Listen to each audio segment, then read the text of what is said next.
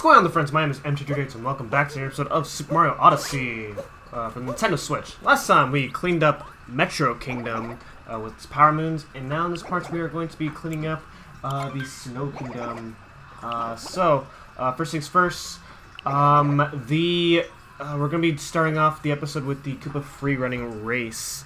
So this one I found to be hard on my first time because you're in a blizzard and it's so hard to see things in the blizzard. If you know the path, then it shouldn't be that hard. Basically, observe the Koopas first and then reset the race so that you know exactly what you're gonna do. That's my best advice for this race course. So swim all the way up to this peg right here, then ground pound it so that you can get a little boost so that you can get up to basically where the Odyssey is, and then you want to go ahead and attack that cloud, that Ty-foo, so that he does not blow you off the edge. Because if you get blown off the edge, that's it. So just hit him once if he decides to blow, so that you can so that he does not blow. And then just make your way to the finish line, and there you go. So it's a pretty short track if you know exactly what you're doing. Okay, so with that being over, we are going to head over to inside Shibuya Town, and by the race course. There's Peach and Tiara, and Peach is in her outfit that we last saw back in Cat Kingdom, which is pretty nice. Yeah, if you go ahead and go inside the circuit here, we have this Shiverian. Well, the Shiverian has a Bonneton as his hat, so you want to go ahead and talk to that guy, and he will give you a Power Moon. Pretty cool.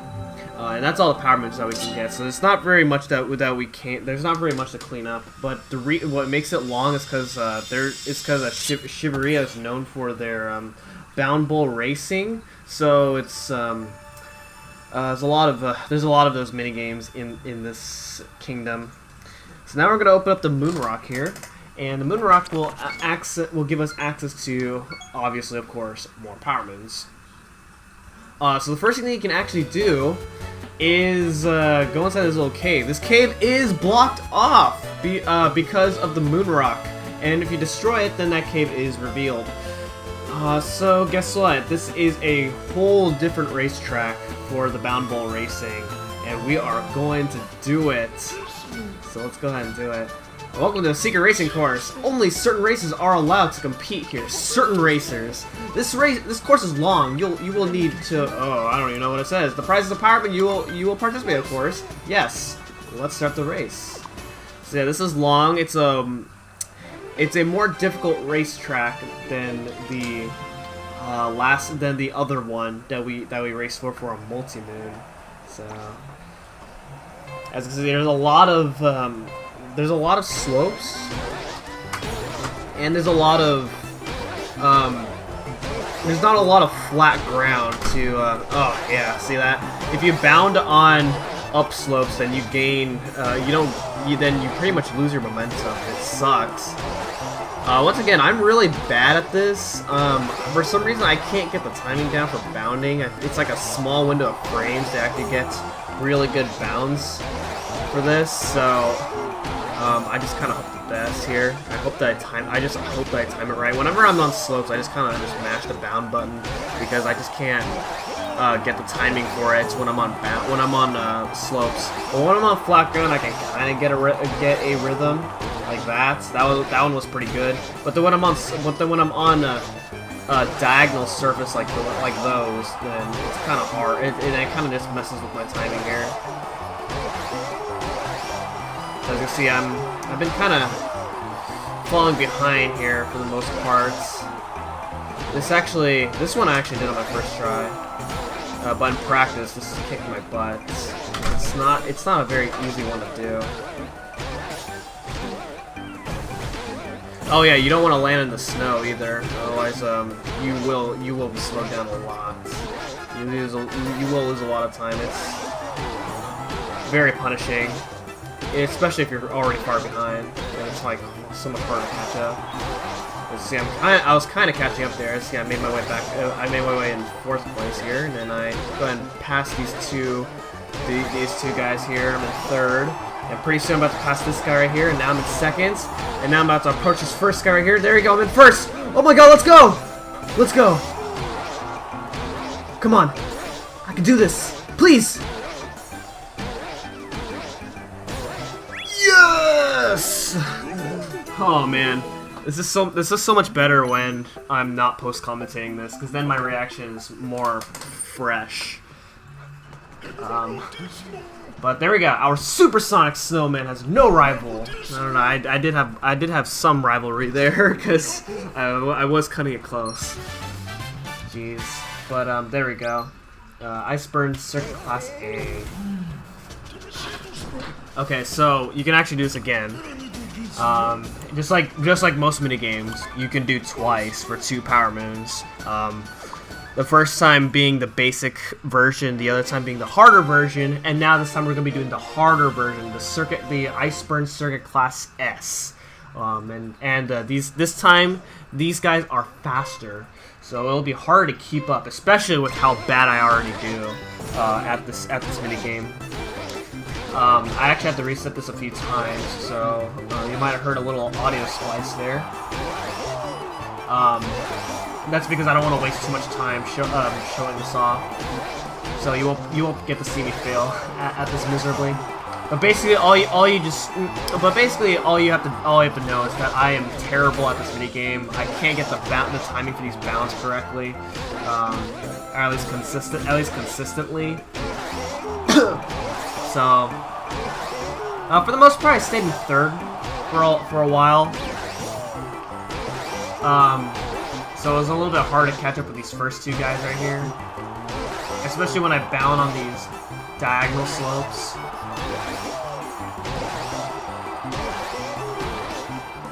Sometimes, depending on the angle you get here on those slopes there, you can gain a lot of momentum if you bound correctly. But it's pretty hard to control, or at least I find it to be hard to control. You can also shake the Joy-Con if you want to bound, but I've tried it in practice. It's so much harder, in my opinion. So I just prefer to use buttons.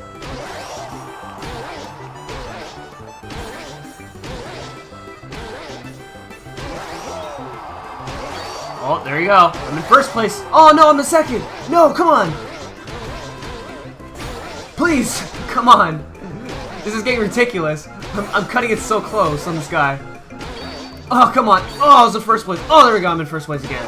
Come on. Yes! 1 second better. I think on my practice run I had a under 1 minute and 50, so obviously that was not good on my part, but there it is.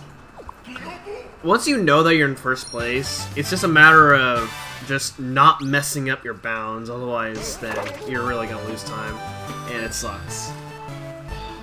Okay, so I'm going to submit my time on the leaderboard right here. Oh yeah, my 151 there, it got submitted. That was the time that I got my practice. So I guess it doesn't have to be submitted on the your best time on the file. It just has to be your best time in general, I guess.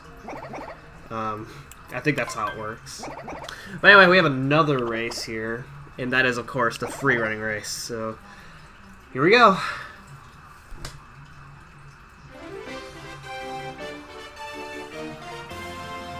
So once again, same thing, except we have a Gold Koopa. And the Gold Koopa is obviously going to take the fastest path, so make sure you observe what the Gold Koopa is going to do first, then reset the race, and try again. Alright, so grab that Cheep right there, and utilize fast swimming. Fast swimming is pretty important if you want to beat that Gold Koopa right there.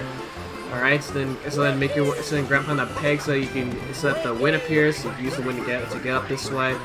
Hit that Ty-foo, and then roll your way to the goal, and there it is. So we got 22 seconds right there, right, just barely under 23.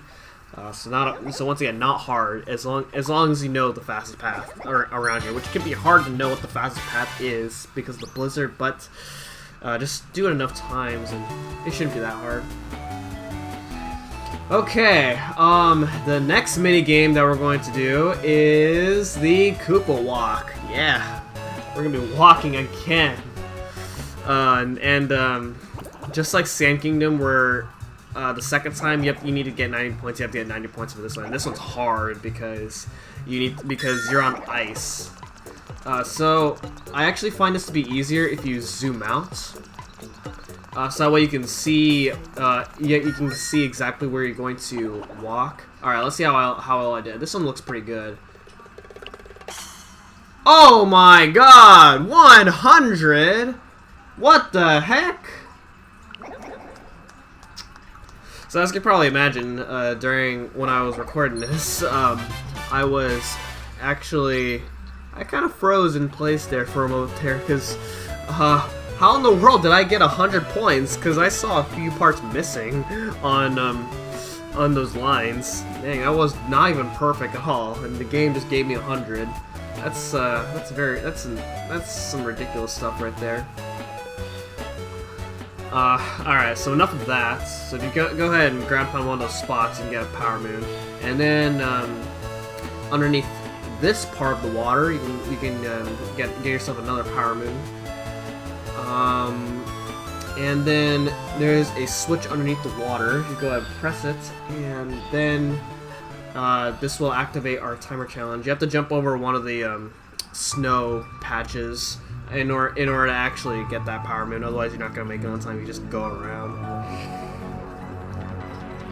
So that is our third timer challenge in Snow Kingdom.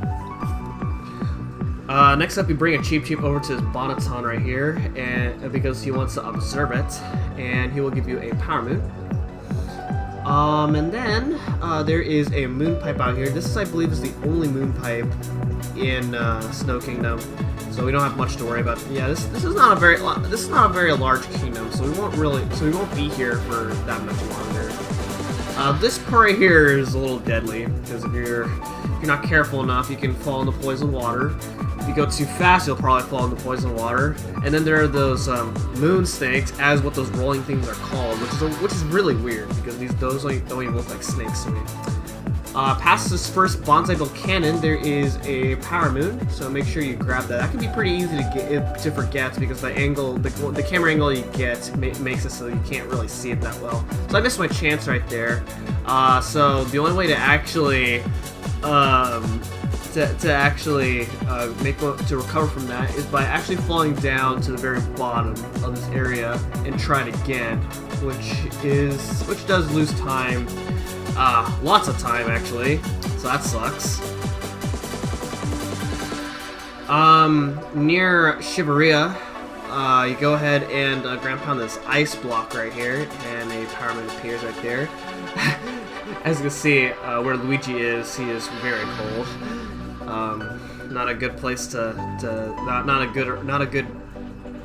definitely not good to hang around inside the cold, especially in the snow where you're gonna freeze to death. That's not good. Somehow, and the outfit Luigi wears isn't even like powerful enough for the cold. So that's just him. That's on him, man. That's his fault. Okay, so inside Shibuya, the 4 areas where we had to get Power Moons to unseal the barriers to open up the racetrack, those now have an extra Power Moon, each one of them. So in that poison water area, there was that Power Moon where you're supposed to use the sliding blocks that the Ty-foos are blowing back and forth. But I used an extra Ty-foo to get that Power Moon because I think it's easier, in my opinion. In the area that we fought Rango, there is a bump on the ice. You go ahead and ground pound it, and you get a Power Moon. Then over here with the fighting floors, I guess you can call them. I don't know. There is a power moon in the water, so go ahead and ground pound that spot in the water, and you'll get a power moon. Then in here, in this ice area with the Goombas, there was one point right in the beginning where I actually almost died, but thankfully Cappy did a homing throw on the Goombas that saved me from dying, which was close. Go ahead and stack yourself up 10 Goombas, and you should be able to get that power moon. Stacking up 10 Goombas should not be hard at all, especially since you know, when you're a Goomba going through that, it's so much easier because you don't get affected by ice physics, and you shouldn't really get hit at all while you're going through that area. So it's not definitely not hard. In the waiting room of the racetrack, there is a power moon in those stack of crates, so go ahead and break the very top of the stack of crates, and you shall get a power moon. There's one above the fishing pond, and then finally this power moon in Lost Kingdom.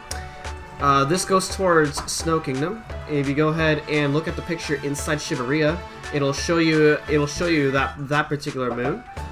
Inside Lost Kingdom, so go ahead and go back to Lost Kingdom and ground pound that spot that it reveals, and you shall be able to get that moon. Alright, and with that is all the moons of Snow Kingdom. And since I did record Seaside Kingdom this morning, just to see if I would have enough time after. I thought I wasn't gonna have enough time to fit Seaside Kingdom in this episode because of how long I recorded this raw footage of Seaside Kingdom. But when I edited it down, I gave it a shot, and I edited it down, and it looks like I did have time. So in this episode, we are covering the power moons of Snow Kingdom and Seaside Kingdom, which is nice to cover 2 kingdoms at once. Just so it saves time later on. It saves me time later on in the Let's Play. Alright, so first thing, there's only 2 power moons that we have to get for now in Seaside Kingdom. First being that if you go to the fountain, the inside the Crystal Palace, above the sparkling water, then Peach is hanging out inside there, and below that, however, there is a secret passage to Lake Kingdom. So if you go ahead and warp your way inside Lake Kingdom and get the power moon there, which is the secret path to Lake Kingdom, which is really cool. Somehow I forgot about that during the Let's Play, which is bad on my parts. I apologize, because you could easily get that after restoring Seaside Kingdom to its former glory, as Mario Wiki calls it. Then there's the Koopa freerunning race, which is this. Fun fact about this freerunning race is that this is the only freerunning race in the game where you actually don't start off exactly where the Koopa hangs out at. You don't start off at that spot right there. Instead, you start off inside the water, which is kind of interesting. Interesting decision that they do that. But that one's actually a really easy race course. You should not lose that one, I hope. Although I made a fool of myself on that attempt, so I had to reset that. So once again, you might have heard an audio splice there, because I'm not gonna waste my time, especially with how long this video already is. All right, so that's all. So that is that. So now we are going to open up the moon rock here, and this will open up more power moons of Seaside Kingdom.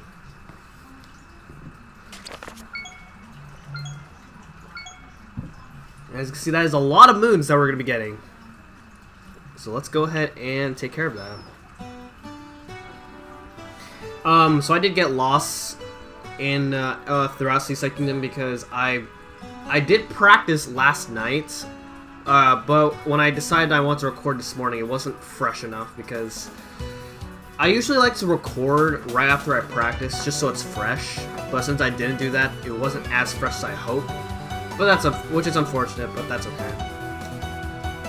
So go back inside that 8-bit area, and there's some notes that you can go ahead and pick up. and you shall get that moon. There is an underwater explore area, as the game calls it, in the East and West Trench. So go ahead and just explore around the water, and you shall be able to find those moons. And then over here in the Hot Spring Island, there is a power moon right above the water, the hot water. And the only way to get it is by using a Gushin to get it. Let's see. Then this moon right here, there's a bird traveling around the Crystal Palace, Glass Palace. Did I say Crystal Palace earlier? I did. And there's a bird flying around, and you're supposed to use Glide-On to get that bird. But that's a huge pain in the butts, so I use a Gushin to make my life so much easier. And then if you go back onto the top of the Glass Palace, there is a power moon deep down in the bottom of the water, near the secret path to Lake Lamode. And then somewhere on the side here, you have to go ahead and fall down a very specific path here, and you shall land on the power moon right there. A fine detail on the glass. Then, if you go ahead and fall down even further, circling around Glass Palace, there is a rabbit. This rabbit's really hard to get, so you want to use a Turbo Flower in order to get that rabbit. Otherwise, you're probably going to struggle a lot. Alright, so there are two moon pipes in Seaside Kingdom. Both of them are located inside the water, so we're going to go ahead and go for this one. If you don't, it's hard to describe the location exactly where this moon pipe is. So to make things easier for you guys, I did pause the game and open up my map so I could show you guys the exact location of exactly where these moon pipes are. Well, yeah, you can easily find where these moons are if you just look at the map, because the map does show you where all the Moonrock moons are. But to get them exactly isn't really specific enough, and that's what I'm here for. So in this area here, you want to go ahead and pick up all these moon shards, and to reveal a power moon. There's also a secret a side area, or if you go ahead and fall down a certain area part inside that maze, then you can get a power moon inside a treasure chest. In this moon pipe right here, this area, this is a huge pain in the butts, because we have to use these Pokios. And this power moon in particular, you have to be exactly precise with how you shoot those bombs in order to get that moon. This moon right here is simple, because all you have to do is shoot the bombs at the rocks here. You also have to shoot the bombs at those rocks above there, so that way the gates can open up. What makes this really annoying is that there are hedgehogs from the sides of this area, and they will easily get in your way, and it's very annoying. So that area can be a pain in the butt. On top of the lighthouse, there is a scarecrow. Go ahead and activate that scarecrow, and it will reveal a timer challenge. So go ahead and do that, and the power moon should be ours. It is really easy because all you have to do is dive down in the water. If that's hard to you, then you might have problems. And then there is a power moon if you go and use Cappy on one of the spots very deep in the water. And then finally, our last power moon that we're going to be getting is by doing the Master Cup of the free running race. So once again, this is really easy. You shouldn't have much trouble with this one. There is one more power moon that we do need to get, but I actually have not triggered it. It's by a hint art, no, actually no, it's not a hint art. But there is a hint art located here that goes towards a different kingdom, but I have not activated that picture yet. So we're gonna be doing that in a later episode. So once again, no, I got hit there. Oh, that's kind of cool. All right, so one thing you're gonna notice, the gold Koopa is gonna go through that cave in there. And that is slower. So go ahead and do exactly this right here. You will beat that gold Koopa, no problem. There you go. But anyway, yeah, there is one Power Moon that I do need to get, which I can't get until a later episode because that is the only other way for me to get that. So there we go. So with that is all the Power Moons of Seaside Kingdom for now. And I'm gonna go ahead and real quickly submit my time on the leaderboard. Looks like I am in front of John. Just kidding, no I'm not, because John got a PB right there. He is a little bit lower on the leaderboard this time around. That's kind of a shocker, because he's usually really good at these freerunning races, but I guess not this one. I can probably see why. Alright, and with that's going to be it for this episode of Super Mario Odyssey, and next time we're going to be picking up the Power Moons of Luncheon Kingdom. So, thank you guys so much for watching, and I'll see you guys next time. Goodbye.